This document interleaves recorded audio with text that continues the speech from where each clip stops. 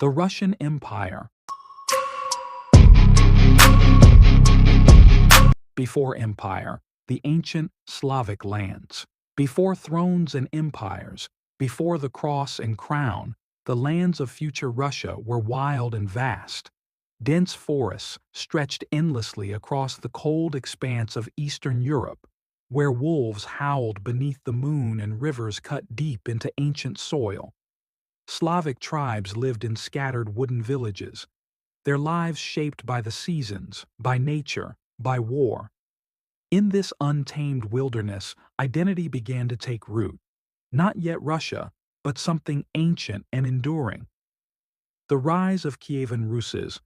In the 9th century, Norse traders, called Varangians, sailed the rivers southward, mixing with Slavic tribes and founding a federation of cities. Kievan Ruses emerged as the cradle of Eastern Slavic civilization.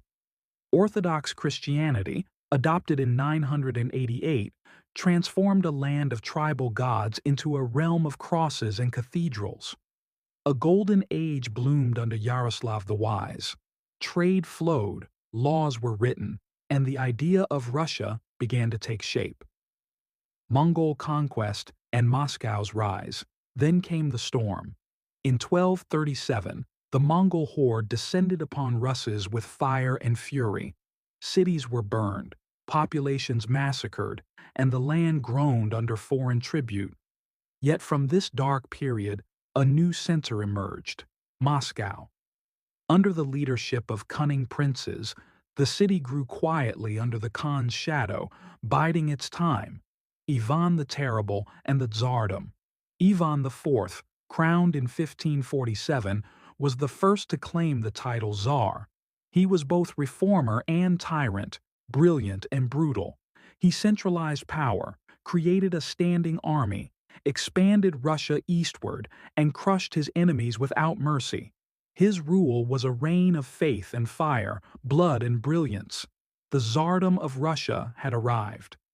The time of troubles and Romanov ascent. After Ivan's death, Russia fell into chaos. Famine, foreign invasion, and civil strife plagued the land in what became known as the Time of Troubles. But out of the ruin came restoration.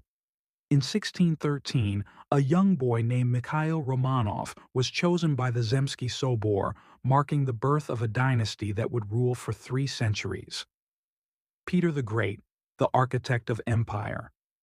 Towering over Russian history both in height and legacy, Peter the Great dragged his nation into modernity. He founded a navy, introduced Western dress, built factories, and forced nobility to serve the state. And on the marshes of the Neva, he carved a new city, St. Petersburg, a European capital for a Eurasian empire.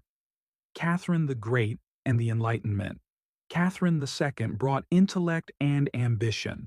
She exchanged letters with Voltaire, codified laws, and continued imperial expansion with iron and ink. Crimea, Belarus, and much of Poland fell under her rule. But even as palaces glittered, serfdom tightened, and revolts simmered under the surface of enlightenment. 19th century, railroads and revolutions. The 19th century brought contradiction, reform and repression, progress and pain. Alexander II freed the serfs, but was blown apart by revolutionaries.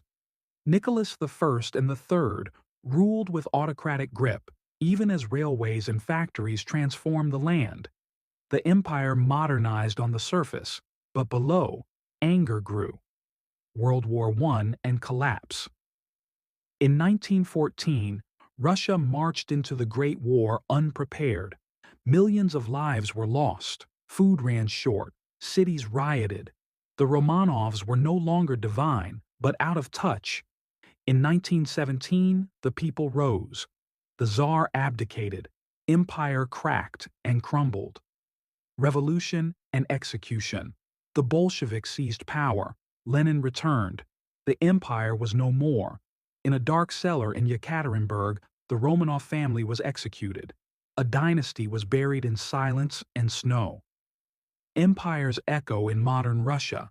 Yet the Russian Empire lives on, in memory, in architecture, in the soul of a nation. The czars are gone, but their shadows stretch across Red Square and the Siberian plains.